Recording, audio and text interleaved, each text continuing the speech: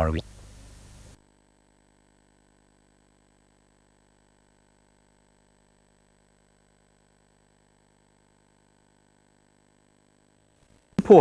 and they'll be studying the new species closely.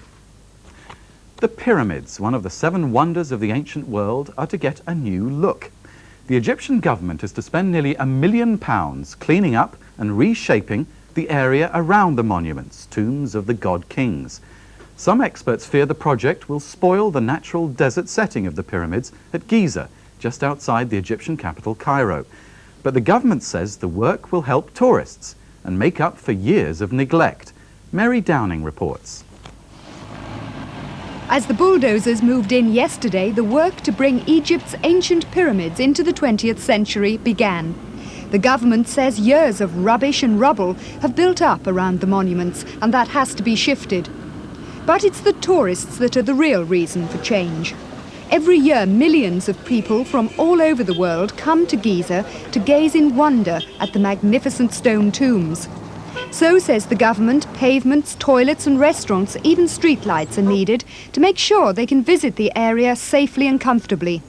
But as one British expert put it today, can modern man really improve on what such a great ancient civilization has built? Tennis now, and Britain's #1 has reached the finals of the men's doubles in one of the world's top competitions, the Australian Open. British players have not done well in major tournaments recently, and Jeremy Bates is the first British doubles player to do so well in these championships for more than 50 years. Earlier today, Jeremy and his Swedish partner beat Andrew Castle, Britain's #1 last year, and his partner. The last British players to get past the semi-finals in the Australian Open were Fred Perry and Pat Hughes, who won the doubles title in 1934. This year's championship will be decided on Saturday. Tomorrow, Jeremy and his partner will find out who they'll have to beat for the Australian title. And finally, in the mountains of the Soviet Union, a friendly Yeti, or abominable snowman, has been making an appearance, according to a group of scientists.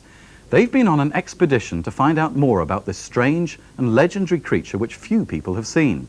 This particular Yeti, they say, was trying to make friends. It visited their camp several times at night.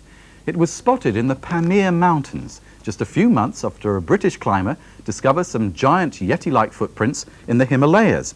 Now the Soviet government is to set up a special group to find out whether the abominable snowman, or Sniezhny Chelovyek, really exists. Yet he'll keep us all guessing. I bet that's all from us. That's all from us tonight. Still to come, news of tomorrow's Newsround Extra. From me for now, bye-bye.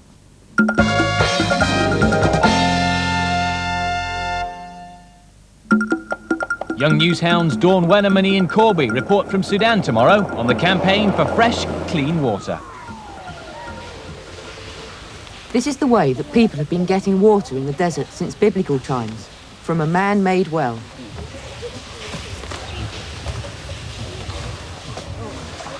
They let us help them, and we realised just how hard the work is.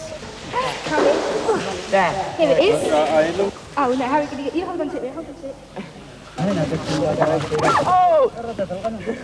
It was very hot and very tiring, yet people do this twice a day to get enough water for themselves and their animals. Newsround Extra from Sudan tomorrow at 4:55 on Children's BBC. The gunk tank and Comic Relief get ever closer, and I've had a very interesting letter about the gunk tank, which I will read to you in 26 minutes' time after Thursday's edition of Blue Peter.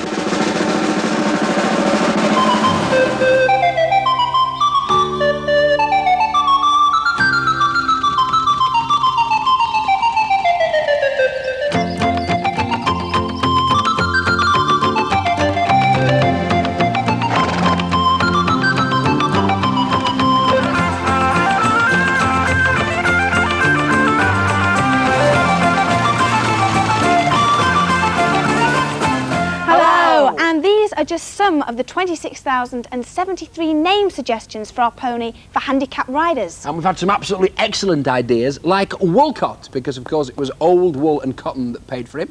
and 50-50. That was an ingenious idea because it's half cotton and half wool that's bought it. And Pit, because our pony is a Dales pony, and years ago they used to work down the lead mines. Also, lots of people suggested names to do with the appeal, linked with the appeal, like Target, because thanks to you, we reached and exceeded our target. Also, a couple of people suggested the name Charity. And what about this for an idea? BBC. Good idea. But we thought, well, it's a bit long. You can't really stand in the middle of a field and shout, "Come here, British Broadcasting Corporation." Well, a lot of people remember that he tried to eat my hand the other day. And some people came up, actually 202 people came up with the name suggestion of Fingers. Yes, that dramatic event obviously went down well yes, with it most did. people, because sixth on the popularity list was Nibbles with 423 votes. And the pony's colour has also produced lots of ideas. Blackie got 455 votes, followed by Sooty with 480. And both of those would have been very suitable. Yes, so too would Nipper with 500. This is like the Eurovision Song Contest. Lippy Bar, 509 points. And second position was Rags, or Rags 2. 549 people suggested that one. But we thought, well, it's a new pony, so we don't really want to call him an old name. But beating all the other ideas, the name that got 689 votes was Jet! Ooh, and I think Jet suits him really well. It goes with his lovely shiny black coat. Well, Jet, you've got your new name, and I'm sure you'll get used to it very, very quickly. Come on then, we'll go and meet Tessa, who's on the other side of the studio, to see how his training's getting on. Hello, Tessa, welcome back. How's his breaking in going? Well, we're doing rather well. He's actually walking and trotting now on the lunge, and we can stop and start. Well, that's brilliant, isn't it? Now, see, you've got some interesting equipment. What's this? Yes, well, this is the cavesson, what I put on when I lunge him. It's very similar to the head collar, except here it is metal reinforced with the leather. You feel it? Oh, it is rather tough, so isn't it? So it gives me extra bit of strength there. And what's this? This is the lunge line. So what happens is, I'm in the middle of the arena. He's got plenty of rein to make a very big circle around me in both directions. So he just trots? So he's got to learn to go in walk and trot, listen to my commands and improve the balance on his liking the equipment too. He's gone off with the bandage. Yeah, and get the rhythm going as well. He seems to have got used to the head collar and Very the well cavesson. now, yes, what about accepts the that. bridle? We're just starting. I'll get it for you. Okay, right. He's very placid, isn't he? He's very Very quiet. good now. Yes. Right, so what shall do we start away? We put the rein over his head. You're going to have a try. Right, Undo the head collar your side. Right, right. If you hold this thing I'll down hold there, right, and I'll take his head collar off. Right, he You've got won't to run secure away. that round his neck, otherwise we might lose him. We don't want to lose him running round No. London. Right, Jet, there you are. That's right. Do the buckle up. Up there. Right. Nearly. Now what do I do? Now take the bridle in your right hand, the one nearest me. The right hand, so it's then round you've got there. the bit in your left hand. Right, hang on. Right. You ready? I've got it. Right. Right hand this side. Right. That's it. Right, and now I just say... Put your left fingers in his mouth. There's a good boy. Come on. There's a good That's boy. right. Come on, Jet. Oh, come on. There's Nearly a there, clever that's boy. right. Good boy. There you Now are. over his ears. Over Getting the carried ears. away. That's right. One in, two in. And pull his mane Rather out. a lot of mane. Show his style there. Now we've got to get him organised. Oh, he's got his nose band you and he's... made a big mistake. Not to worry. I'm not a horsey Not to woman, worry. am I? Dear, what Not do we to do worry. now? Ah, There we are. there we are. Simple. The expert does it. So you tie this round there. That's Not to stuck worry. now. We've got in a bit of a muddler. Take the one underneath there. That's Right. his throat lash. That's the throat correct. lash. Well done. Right. You got it? Yes. So you must be able to put my hand in it so it's not too tight. Right. I've Okay. got that now.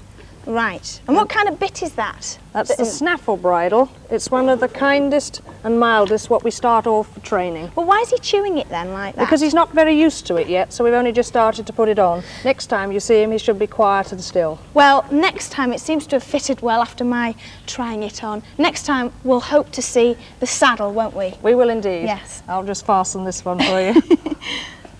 And let's hope that Jet is just as successful as Rags was. And I'm sure with Tessa training that he will be. Next month, on February the 12th, the Queen will be doing a bit of bird spotting.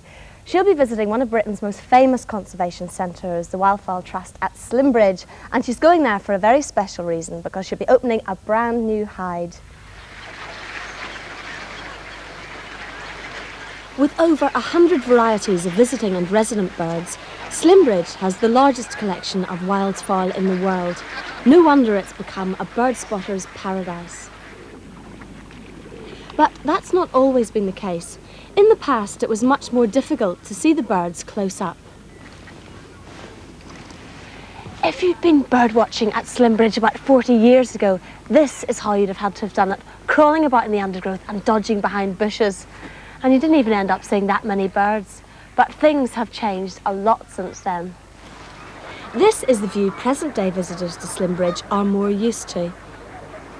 Sir Peter Scott, who founded the Wildfowl Trust, which runs places like Slimbridge, was inspired by lookout posts during the war, and he invented wooden hides for bird spotting. From huts like these, you do get a good view of the birds, and they give you a certain amount of protection against the weather, but they do tend to get a bit chilly in the winter.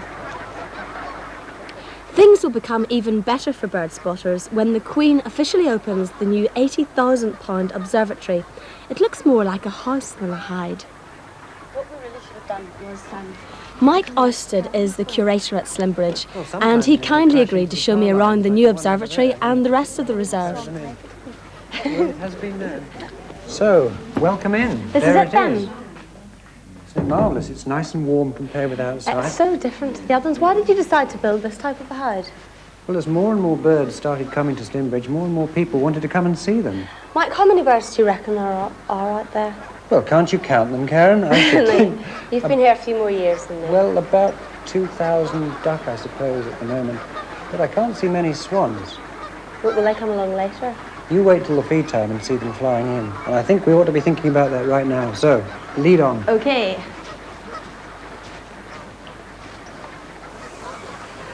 Mike, what is this that you're going to be feeding to the birds? Well, this is just some grain, some wheat. It's a supplementary food for the swans. Their main food, of course, is grass that they graze out on the meadows. But this is a little taster for them. It's going to attract them into the lake so that they're safe to roost there, safe from the foxes and other predators that they might come across. Will I be able to give you a hand with feeding? Well, I'm afraid you can't. You see, you don't look like me, and the swans know that. And you don't have my little whistle. But you can go upstairs in the Swan Observatory and watch them there, OK? All right. So they'll actually recognise you as you go in? They know me, yes, and they know my little whistle. You'll hear me as I go round. Put the bucket in, can you? Watch out for the whistle. OK. You want this? Just that one. OK. See you later. Welcome to the Royal Box. This is the room which the Queen will be using when she visits Slimbridge. So we're getting rather a special view of Swan Lake. While I took my seat, the birds were already beginning to stream across the lake, jostling for the best positions for the feast. The birds get a feed like this 3 times a day. Here come the swans now. It's incredible. The minute he gets out there, they're just all swimming across. Some nice cygnets just here. I always like to give the cygnets a bit extra because they've got such a long way to fly back to Russia.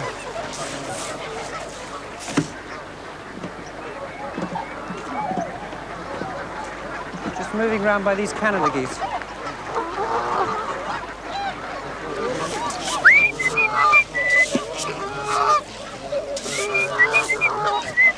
A little bit across to the island. Birds always love the island because they're safe there.